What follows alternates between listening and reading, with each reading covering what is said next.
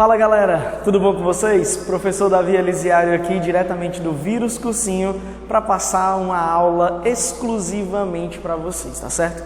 Eu tive várias opções, fiquei analisando alguns conteúdos e eu sinto que sempre os meus alunos continuam naquela mesma dificuldade em genética.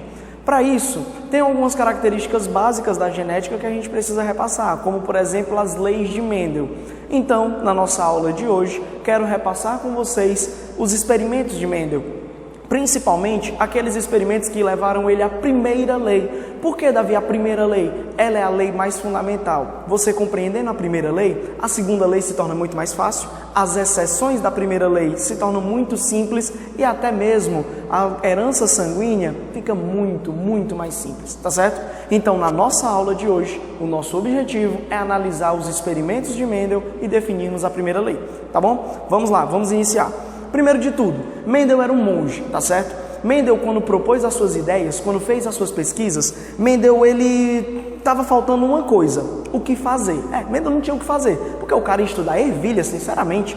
Ele pegou as ervilhas e o gênero de ervilha que ele foi estudar foi especificamente um gênero Pisum sativa, certo? Por que é que ele estudou esse gênero? Por uma série de fatores, está tudo aqui no quadro, só é você analisar. Esse gênero tem uma facilidade de se autofecundar.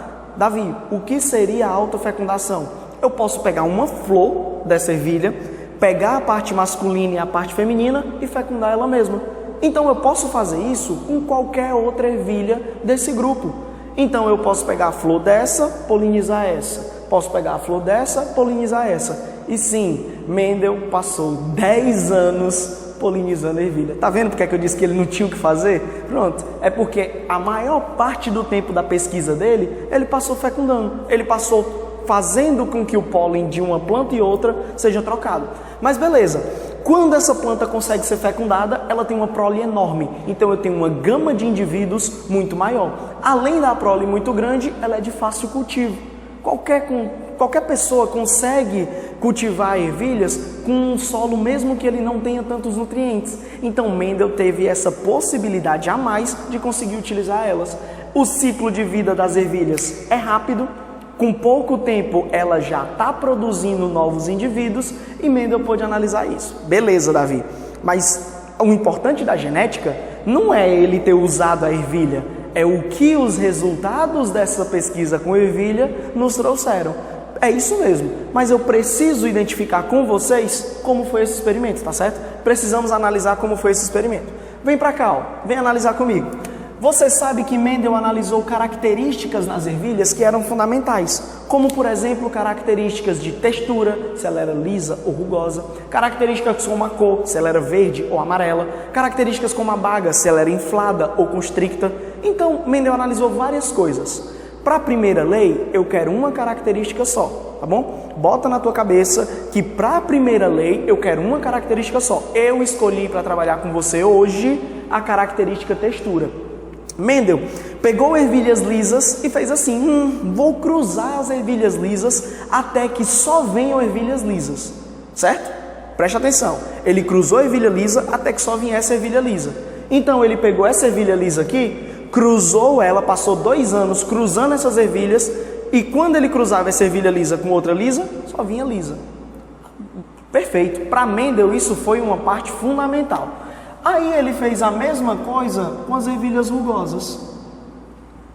A ervilha rugosa, Mendel pegou essa mesma coisa, cruzou uma ervilha rugosa com outra rugosa e do cruzamento dessas duas nasceu apenas rugosas. Ele foi selecionando e tornando essas gerações o que para ele eram cada vez mais puras, certo? Tanto que a primeira geração de ervilhas de Mendel era uma geração chamada geração P, ou geração parental, também conhecida como geração pura. Então, meus amores, essa primeira geração aqui eu vou chamar de parental. Por quê? São ervilhas puras, ou geração P.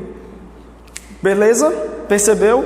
Então, sempre que eu pegar essa daqui, que é lisa, eu vou cruzar com a outra lisa, só vai vir o quê? Lisa. Sempre que eu cruzar essa rugosa com a outra rugosa, só vai vir o quê? Rugosa. Entenderam o nosso objetivo aqui? Então Mendel tinha ervilhas que eram puras. Só que tem uma coisa, vou te dar uma dica que nem sempre a gente comenta.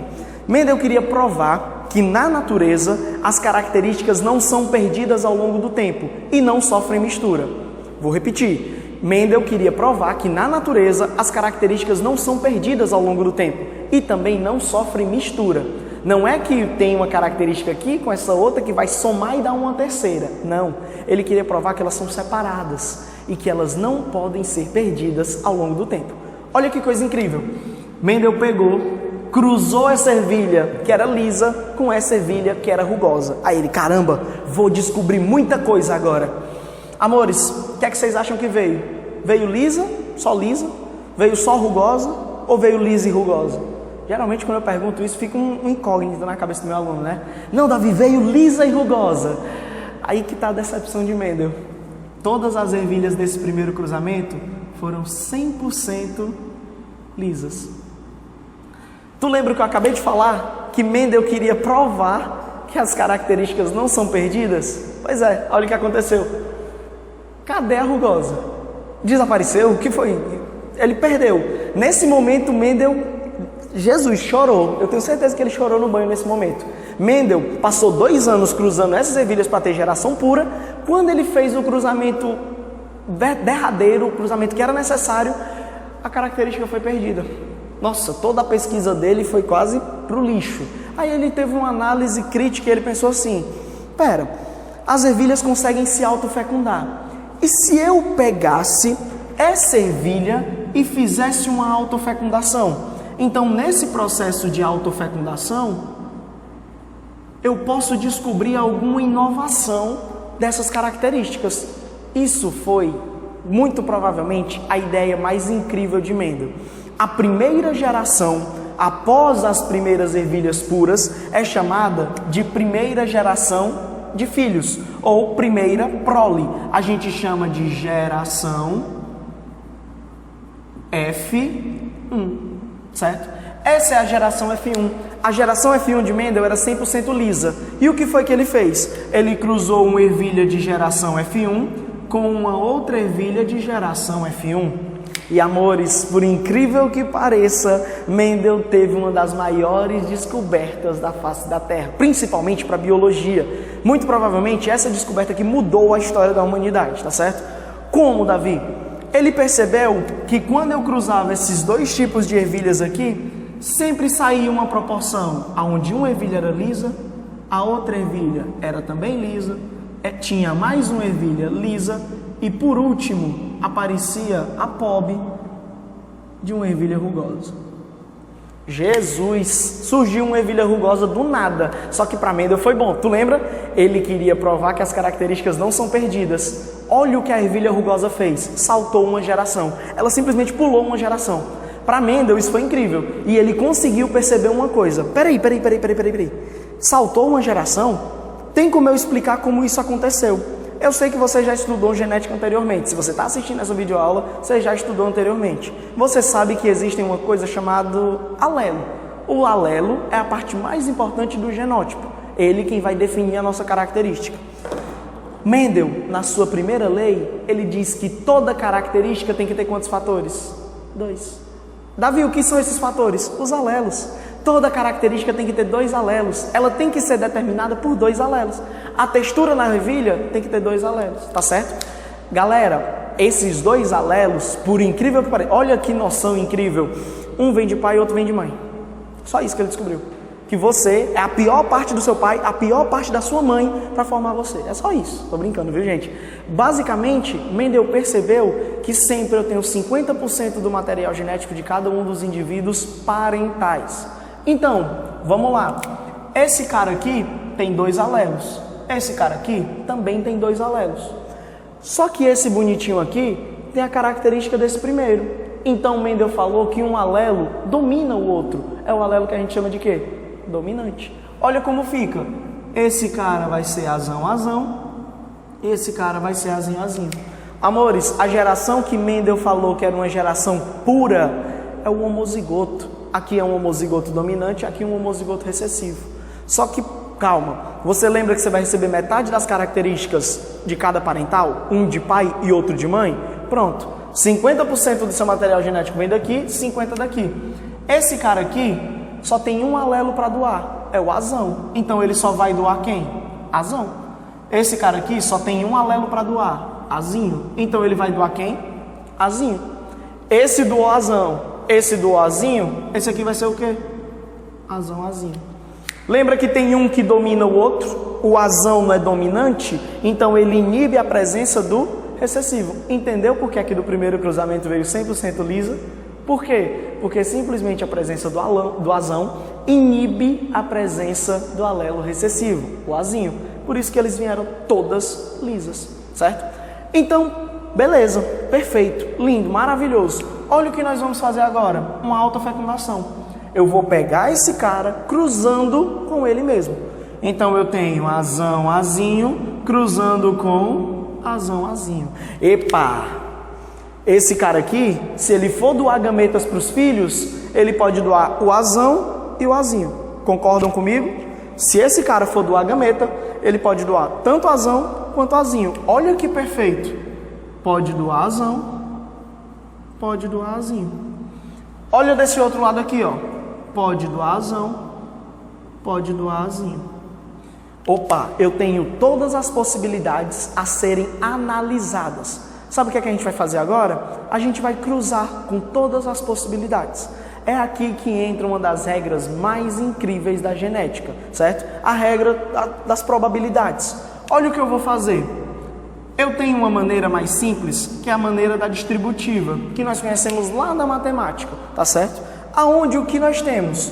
O cruzamento de dois heterozigotos, e desse cruzamento de dois heterozigotos, eu vou ter a descendência. Ó, azão cruzando com azão, vai ficar azão, azão. Tá me acompanhando? Eu acabei de pegar um gameta desse lado e tô pegando um gameta do outro lado. Azão cruzando com azão, azão, azão. Eu tenho agora azão cruzando com azinho. Vai formar o que nós conhecemos como azão, azinho.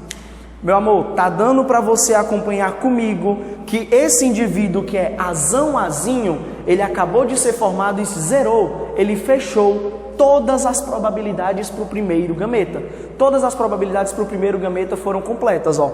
Azão com azinho. Azão, azão, azão, azinho. Perfeito? Olha o que nós vamos fazer agora. Vamos para o segundo gameta. Azinho com azão. Ai, Davi, eu vou botar azinho, azão. Vai não, você vai botar azão, azinho. Tá aqui, ó. Azão, azinho. Perfeito. Olha o que eu preciso fazer. Azinho cruzando com azinho. Vamos finalizar com azinho, azinho. Acho que você já deve ter percebido o que aconteceu, né? Você já deve ter notado o que é que está acontecendo aqui. Essa escala aqui, essa proporção que nós tivemos, é exatamente os indivíduos que surgiram. Presta atenção. Azão, azão, vai aparecer o quê? Liso, porque o liso é dominante. Azão, azinho, vai aparecer o quê? Liso, porque o azão é dominante, o liso é dominante. Azão, azinho, vai aparecer o quê de novo? Liso também. E por último, eu tenho um azinho, azinho. A cada 4 indivíduos, um é completamente recessivo, e esse um que é recessivo surge com a característica rugosa. Essa é a propriedade de distribuição que nós conhecemos. Davi, meu Deus, não gosto de trabalhar desse jeito, não gosto da distributiva. Faz do outro jeito, o quadrado, certo? Antes de você fazer o quadrado, faça isso aqui, ó. Se benza logo que já vai começar a ficar difícil. Mentira, é fácil. Presta atenção. Esse quadrado aqui é chamado de quadrado de Pinet, tá certo? Por que o quadrado de Pinet é tão importante? Porque ele já separa os gametas na hora da elaboração, tá bom?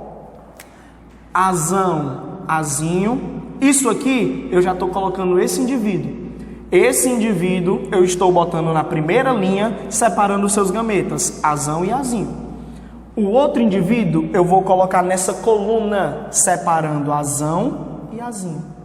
Agora, meu anjo, é a parte mais fácil.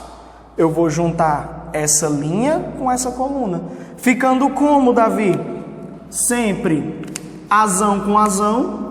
Azão, azão. Azão com azinho, azão, azinho.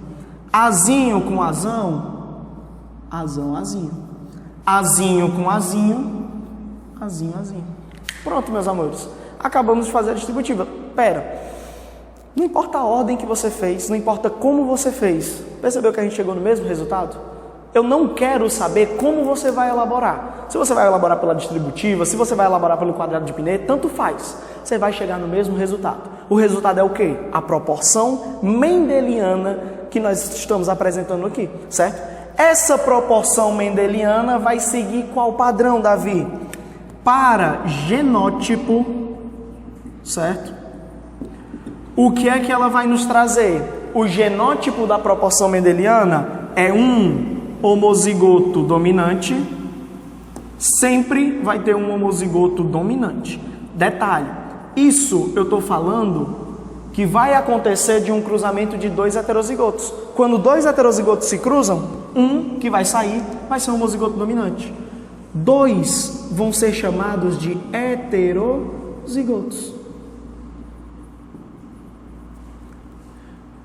E mais um indivíduo vai ser homozigoto recessivo. É assim que a gente vai encontrar as definições genéticas desses indivíduos. O genótipo deles é 1:2:1, tá certo? Opa, fiz um 3 sem querer, mas é 1:2:1, tá certo? 1, 2, 1. Temos quatro indivíduos. Davi, pera, acabou aqui? Acabou não. Eu ainda tenho que te demonstrar o fenótipo deles. Lembra, o genótipo é o que está expresso no gene. É um homozigoto, é o heterozigoto, é o homozigoto recessivo, dominante e tudo mais. O fenótipo é a característica observável. É aquilo que você consegue ver, tá certo? É a feiura do indivíduo. Pronto, isso aqui é fenótipo. O fenótipo, meus amores, é o que está expresso aqui. Como que eu vou definir? Eu vou definir que são 3 lisas para uma rugosa. Concorda comigo que a proporção genotípica é 1:2:1? Show? Concorda comigo que a proporção fenotípica é 3:1? Show? Esses são os experimentos de Mendel. É assim que Mendel determina a característica. Eu quero que você pare agora a aula, nesse momento, volta, escuta algumas partes de novo. Se você tem dúvida, repete, você tem a possibilidade de repetir quantas vezes forem necessárias. E me escuta para você entender o que é a primeira lei de Mendel. Mendel falava que toda característica é determinada por quantos fatores? 2, certo? Aqui, ó, toda característica precisa de 2 fatores. Sendo eles doados pelos parentais. Teus pais doam tuas características.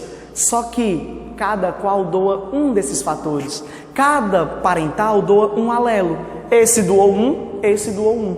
Esse doou um, esse doou um. Então toda característica precisa de 2 fatores. São doados dos parentais e cada parental doa apenas um. É assim que nós formamos as características nos indivíduos. É assim que o genótipo é passado adiante. A passagem ao longo do tempo das características é chamada de hereditariedade. Mas aí fica para uma outra aula da gente, tá certo? Beijo, fico por aqui, espero que vocês tenham entendido. Até mais!